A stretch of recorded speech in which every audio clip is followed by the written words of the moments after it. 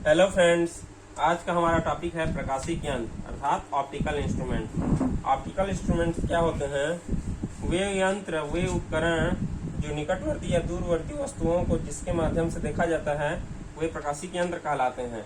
जैसे आंख हुआ, फोटोग्राफिक कैमरा हुआ।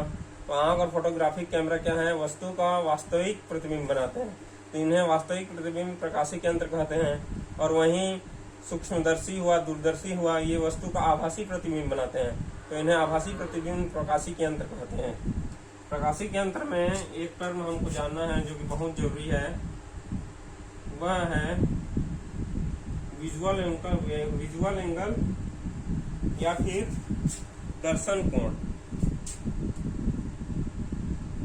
दर्शन कोण इसको इंग्लिश में कहेंगे विजुअल एंगल। विजुअल एंगल क्या है? विजुअल एंगल जैसे ये आपका आंख है,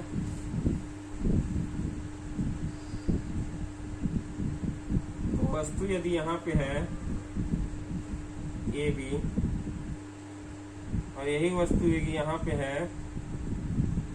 ए बी, तो इसके द्वारा आंख पर जो कोण बनेगा, ये कोण, माना कि ये कोण बीटा है,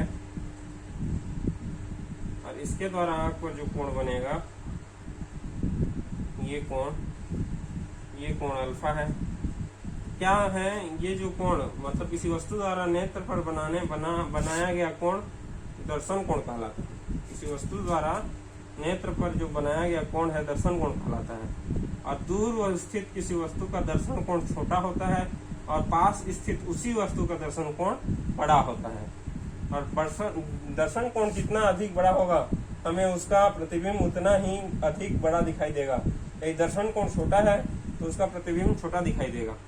जैसे यहाँ से स्पष्ट है, दोनों एक ही वस्तु है।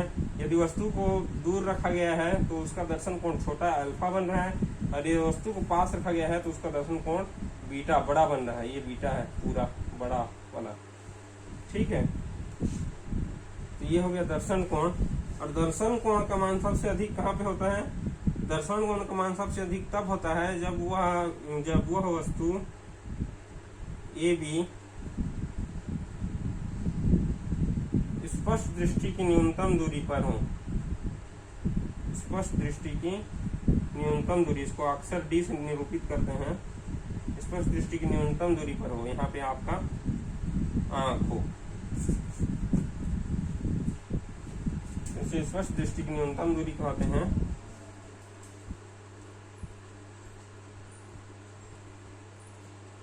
तो स्पष्ट दृष्टि की न्यूनतम दूरी पर दर्शन कोण का मान सर्वाधिक होता है। इससे और नजदीक लाने पर हमें प्रतिबिंब स्पष्ट दिखाई नहीं देता, और इससे और अधिक ले जाने पर इसका दर्शन कोण का मान घटता जाता है, जिससे कि प्रतिबिंब स्पष्ट दृष्टि की न्यूनतम दूरी से कम स्पष्ट दिखाई देता है। तो स्पष्ट दृष्टि की न्यूनतम दूरी पर यदि कोई वस्तु स्थित है तो उसका सबसे अच्छा प्रतिबिंब बनेगा, ठीक है। तो ये हो गया दर्शन कोण। और कुछ एग्जांपल्स हैं दर्शन कोण के। जैसे आदमी का आकार बड़ा होता है चिड़िया से, लेकिन अगर आदमी दूर पहाड़ी पर बैठा है और चिड़िया नजदीक में है, तो चिड़िया द्वारा बनाया गया दर्शन कोण का मान अधिक होगा दूर स्थित आदमी द्वारा बनाए गए दर्शन कोण की जगह। तो चिड़िया का प्रतिबिंब हमें बड़ा दिखाई देगा, अर्थात चिड़िया हमें बड़ी दिखाई देगी और आदमी हमें छोटा दिखाई देगा। यह है दर्शन कोण का एक उदाहरण। दूसरा उदाहरण ये है, जैसा कि हम सबको पता है कि तारों का आकार जो है चंद्रमा से कहीं गुना अधिक होता है, लेकिन वास्तव में हम पृथ्वी से जब देखते हैं तो तारे छोटे दिखाई देते हैं और चंद्रमा बड़े दिखाई देते हैं, क्योंकि चंद्रमा पास है तो उसके द्वारा बना दर्शन कोण बड़ा होता है। चंद्रमा पास है तो उसके द्वारा बना दर्शन कोण बड़ा होता है, और जबकि तारे दूर हैं तो उनके द्वारा बना दर्शन कोण छोटा होता है। तो ये दूसरा एग्जाम्पल हो गया दर्शन कोण का। इसलिए चंद्रमा जो है बड़ा आकार दिखाई देगा, उसका स्पष्ट प्रतिबिंब दिखाई देता है, जबकि तारों का स्पष्ट प्रतिबिंब उतना प्राप्त नहीं होता। और एक एग्जाम्पल है, जैसे सूर्य ग्रहण होता है। यदि ये सूर्य है, सूर्य ग्रहण होता है, तो सूर्य और पृथ्वी के बीच में चंद्रमा आ जाता है। तो यहाँ पे सूर्य का व्यास जो है चंद्रमा के व्यास से 250 गुना अधिक है, 250 गुना बड़ा है इसके व्यास से सूर्य के व्यास। मतलब सूर्य बहुत ज्यादा बड़ा है चंद्रमा की अपेक्षा, लेकिन फिर भी चंद्रमा के नजदीक होने के कारण पृथ्वी पर चंद्रमा जो है सूर्य को पूरी तरह से ढक लेता है। अर्थात चंद्रमा द्वारा बना दर्शन कोण का मान चंद्रमा द्वारा बने दर्शन कोण का मान और सूर्य द्वारा बने दर्शन कोण का मान बराबर हो जाता है, इसलिए पूर्ण सूर्य ग्रहण होता है। तो ये हो गया दर्शन कोण की बातें। अब हम देखते हैं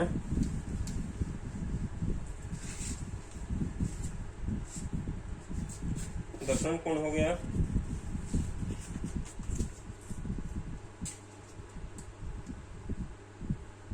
अब हम देखते हैं सूक्ष्मदर्शी।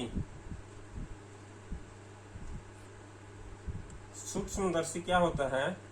सूक्ष्मदर्शी जो है पास रखी वस्तु का जो बहुत सूक्ष्म रूप में रहते हैं, बहुत सूक्ष्म रूप में वस्तु होता है, उसका आवर्धित प्रतिबिंब बनाता है सूक्ष्मदर्शी और उसका दर्शन कोण का मान बढ़ाता है।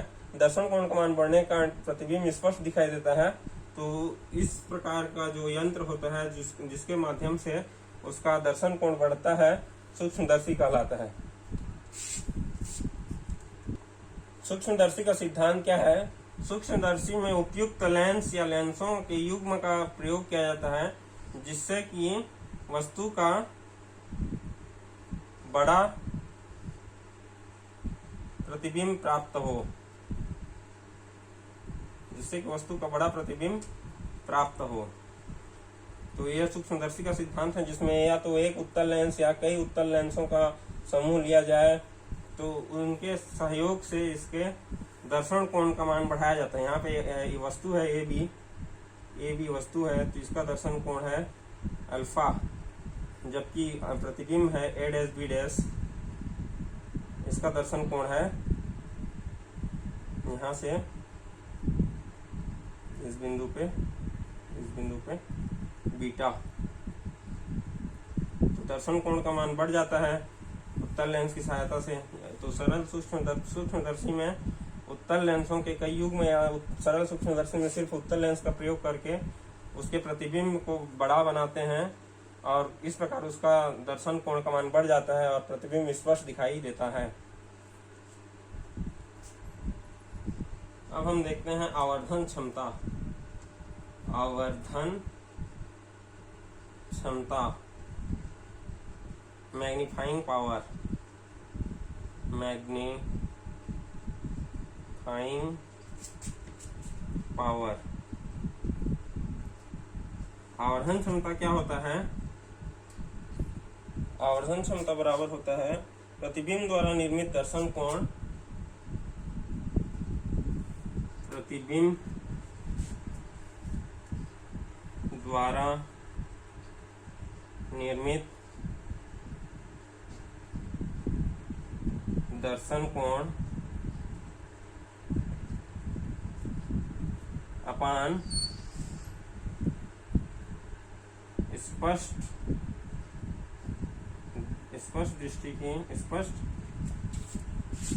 दृष्टि की न्यूनतम दूरी पर स्थित स्पष्ट दृष्टि की न्यूनतम दूरी पर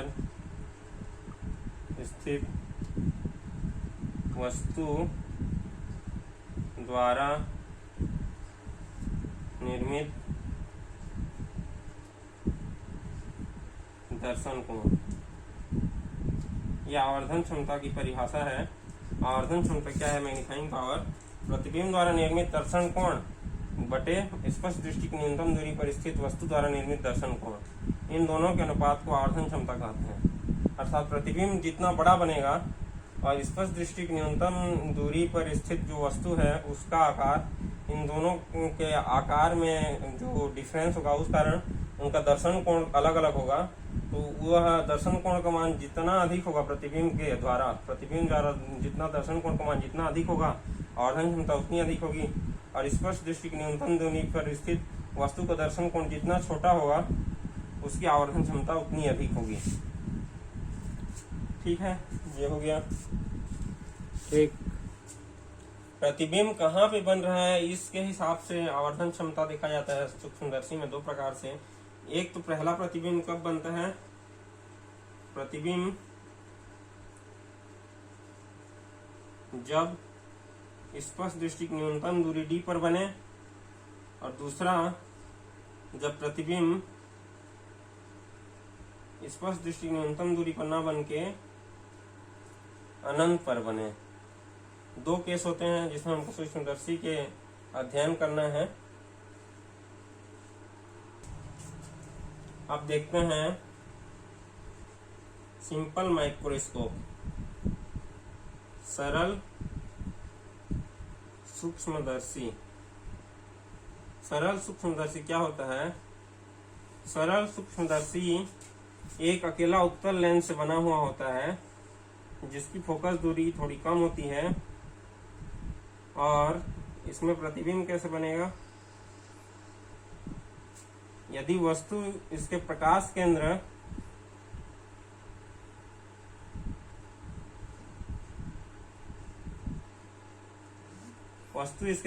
केंद्र और फोकस के बीच स्थित हो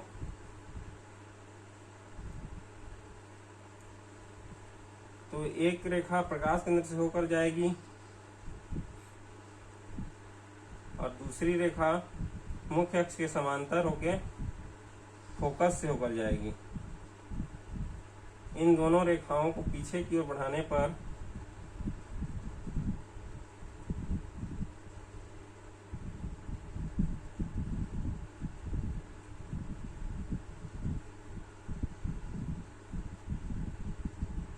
एक बिंदु पर मिलते हैं जहां पर इसका प्रतिबिंब वस्तु से काफी बड़ा, सीधा और आभासी बनता है। इमेज कैसे बना समझ में आया? एक प्रकाश किरण इसके प्रकाश केंद्र से होकर सीधे निकल जाती है बिना विचलन के, इसको पीछे बढ़ाते हैं। दूसरी प्रकाश किरण मुख्य अक्ष के समांतर होती है तो यह अपवर्तन के पश्चात मुख्य फोकस से होकर गुजर जाती है, तो इसको पीछे की ओर बढ़ाने पर a', b' प्राप्त होता है। अब इसमें हम वस्तु को इस प्रकार से समायोजित करते हैं, वस्तु को प्रकाश केंद्र और फोकस के बीच इस प्रकार से समायोजित करते हैं कि जो प्रतिबिंब है वह स्पष्ट दृष्टि की न्यूनतम दूरी पर बने। अर्थात इन दोनों के बीच वस्तु प्रकाश केंद्र और वस्तु के प्रतिबिंब के बीच की दूरी स्पष्ट दृष्टि की न्यूनतम दूरी हो, इसको d से निरूपित करते हैं। एक कंडीशन हो गया सरल सूक्ष्मदर्शी की बनावट में। बनावट क्या होता है? एक उत्तल लेंस को एक फ्रेम से जोड़ दिया जाता है, उत्तल लेंस को एक फ्रेम से जोड़ दिया जाता है। इसका उपयोग रीडिंग लेंस या फिर घड़ी के सामानों को साजने के लिए, उसके छोटे छोटे पार्ट्स को देखने के लिए यूज किया जाता है। तो सरल सूक्ष्मदर्शी का सिद्धांत क्या हो गया? इसका सिद्धांत यह है कि यदि वस्तु प्रकाश केंद्र और फोकस के मध्य स्थित है तो उसका प्रतिबिंब वस्तु से बड़ा, आभासी और सीधा बनेगा। यह है इस सरल सूक्ष्मदर्शी का सिद्धांत। ये A है और ये B है, ये वस्तु A बिंदु है, ये B बिंदु है, वस्तु AB है। यदि हम लेंस को हटा देते हैं, लेंस को हटाने पर हमें वस्तु क्या दिखाई देगा? स्पष्ट दिखाई नहीं देगा। क्यों? क्योंकि वस्तु जो है स्पष्ट दृष्टि की न्यूनतम दूरी से कम दूरी पर है। तो इसको स्पष्ट दिखाई देने के लिए स्पष्ट दृष्टि की न्यूनतम दूरी पर ले आएंगे तो ये हो जाएगा A', B', A', B' पर AB को रख देते हैं। तो अब हमको क्या देखना है? आवर्धन क्षमता, मैग्नीफाइंग पावर M। आवर्धन क्षमता क्या होती है? प्रतिबिंब द्वारा बनाया गया दर्शन कोण, यानी कि ये हो गया बीटा, ये कोण हो गया बीटा, इसको लिख देता हूं यहाँ पे बीटा, और वस्तु स्पष्ट दृष्टि की न्यूनतम दूरी पर स्थित वस्तु द्वारा बनाया गया दर्शन कोण, ये हो गया आपका अल्फा। अल्फा बीटा जो है पूरा त्रिभुज A', B' O में है, इसको प्रकाश केंद्र को O नाम दे देते हैं। और इस वस्तु का जो अल्फा कोण बना रहा है वो है A', B' O पे। चित्र समझ में आ रहा है? हाँ, आ रहा है। ठीक है। ठीक। अब मैग्नीफाइंग पावर इक्वल टू क्या होता है? प्रतिबिंब द्वारा निर्मित दर्शन कोण। प्रतिबिंब ए डैश बी डैश द्वारा क्या दर्शन कोण निर्मित हो रहा है? बीटा बराबर बीटा। और वस्तु द्वारा स्पर्श दृष्टि की न्यूनतम दूरी पर स्थित वस्तु द्वारा निर्मित दर्शन कोण A double dash B dash द्वारा कितना कोण बनाया जा रहा है? अल्फा। तो बीटा बाई अल्फा। ये हो गया आवर्धन क्षमता है, मैग्नीफाइंग पावर। लेकिन चूंकि अल्फा व बीटा के मान बहुत कम होते हैं, अतः हम क्या लिख सकते हैं? अल्फा इक्वल टू 10 अल्फा लिख सकते हैं और बीटा इक्वल टू 10 बीटा लिख सकते हैं। ये कैसे लिख सकते हैं? ये जैसे वृत्त में देखें हम, वृत्त में कोई कोण है, ये कोण है माना कि अल्फा है। कोण बराबर क्या लेते हैं? चाप बटे त्रिज्या, यानी कि ये वाला भाग, इसको ए बी दे दूं, ए बी चाप, और ये आर डिस्टेंस है, तो चाप बटे त्रिज्या यानी अल्फा बराबर क्या हो जाएगा? ए बी बटे आर। लेकिन अगर ये बहुत कम है तो ए भी चाप ना होके ए भी डिस्टेंस हो जाएगा। यदि आर अल्फा कोण का मान बहुत कम है तो ये चाप न होकर सीधी रेखा बन जाएगी, तो ये ए बी बाई आर हो जाएगी। तो उसी प्रकार यहाँ पे alpha equal to A dash, alpha equal to क्या है? A double dash B dash upon O B dash होगा। ठीक है। ठीक। और beta equal to A B upon O B. तो इसलिए अल्फा इक्वल टू 10 अल्फा लिख सकते हैं और बीटा इक्वल टू 10 बीटा लिख सकते हैं। तो अब क्या हो गया?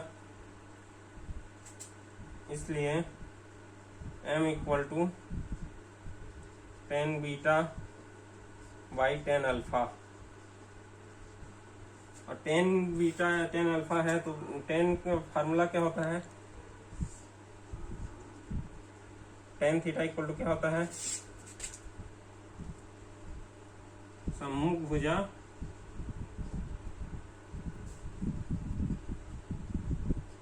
बटे आसन्न भुजा।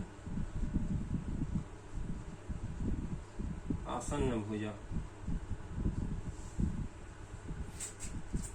तो tan बीटा यानी कि कौन सा एंगल है? ये बड़ा वाला एंगल जो प्रतिबिंब बना रहा है, लेकिन ये इससे होके जा रही है ए बी से। तो tan बीटा इक्वल टू सम्मुख भुजा क्या है? A B by O B. तो ये हो गया A B by O B. और 10 अल्फा क्या है? 10 अल्फा जो है ये छोटा कोण है जो वस्तु A double dash B dash स्पर्श दृष्टि की न्यूनतम दूरी से बना रहा है। तो ये किसके बराबर होगा?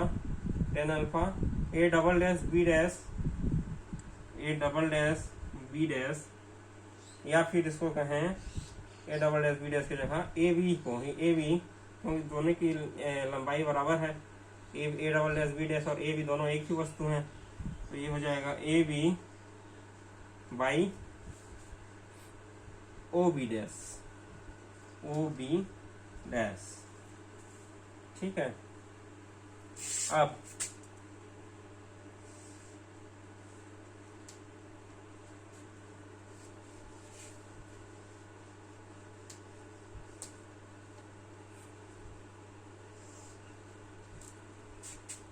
m बराबर क्या हो गया?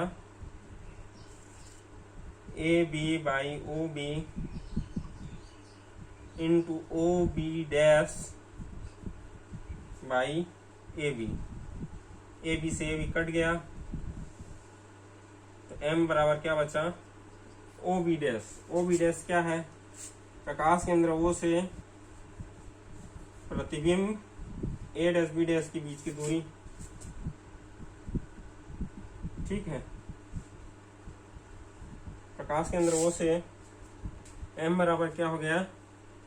O B dash. O B dash बराबर कितना है?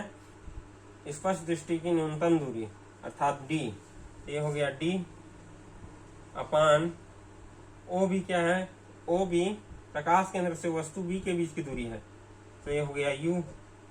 लेकिन चिन्ह परिपाटी के साथ लें तो चिन्ह परिपाटी से एम क्या हो जाएगा, क्योंकि डी इस साइड है, लेफ्ट साइड में है, तो माइनस डी होगा, और यू भी ले लेफ्ट साइड में, तो ये माइनस यू होगा, प्रकाश केंद्र से बाईं ओर है, तो minus D by minus U equal to D by U होगा, M equal to D by U. इसको एक इक्वेशन दे देते हैं, M equal to D by U. अब कंडीशन देखते हैं। पहला कंडीशन, जब प्रतिबिंब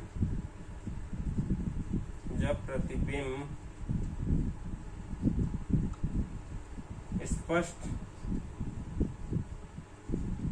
दृष्टि की न्यूनतम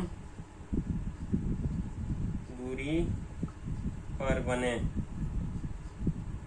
जब प्रतिबिंब स्पष्ट दृष्टि की न्यूनतम दूरी पर बने, स्पष्ट दृष्टि की न्यूनतम दूरी पर बने अर्थात जो इमेज है वो बनेगा v equal to minus D पे।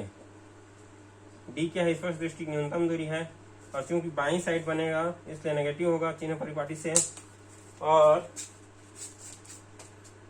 u भी क्या होगा, नेगेटिव होगा, u भी नेगेटिव ही होगा, u भी नेगेटिव होगा, अतः इसलिए फोकस दूरी क्या होगी, positive 1/f equal to 1/v minus 1/u से 1/f, फोकस दूरी पॉजिटिव होगी, प्लस f, v क्या होगा, नेगेटिव होगा, 1/माइनस डी माइनस 1/u, u के जगह माइनस 1/माइनस डी माइनस 1/माइनस u होगा, क्योंकि ये भी लेफ्ट हैंड साइड में है, बाईं तरफ है, तो 1/f इक्वल टू क्या होगा, 1/u माइनस 1/d। अब इसको थोड़ा आगे बढ़ाते हैं।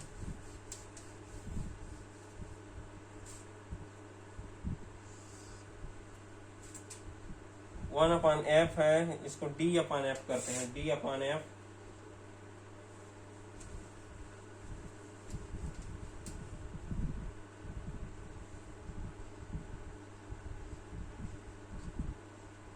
डी अपॉन एफ बराबर क्या होगा, डी अपॉन यू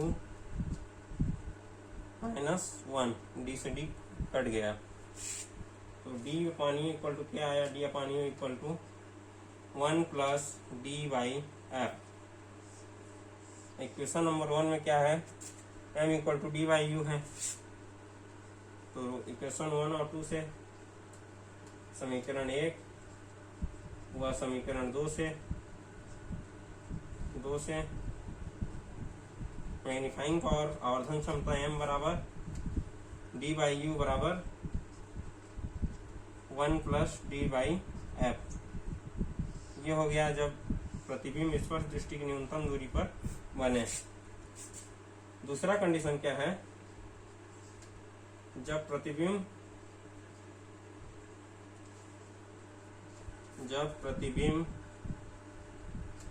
फोकस पर बने, फोकस पर बनने के लिए क्या कंडीशन है, जब प्रतिबिंब अनंत पर बने तो क्या होगा, अनंत पर कब बनेगा, जब u बराबर f होगा, इसलिए m बराबर d बाई f होगा।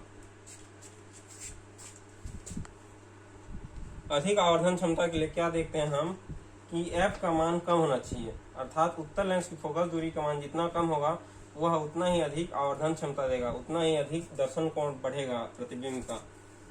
तो ये है एक आवर्धन क्षमता बढ़ाने के लिए f का मान कम होना चाहिए। और दूसरा, इस सरल सूक्ष्मदर्शी का उपयोग कैसे करते हैं, क्या में करते हैं, अर्थात उत्तल लेंस का उपयोग वर्नियर स्केलों को पढ़ने में किया जाता है। घड़ी साजों के दुकान में घड़ी के छोटे छोटे पुर्जों को देखने के लिए किया जाता है। और इसका सबसे बड़ा दोष यह है कि इसकी आवर्धन क्षमता कम होती है।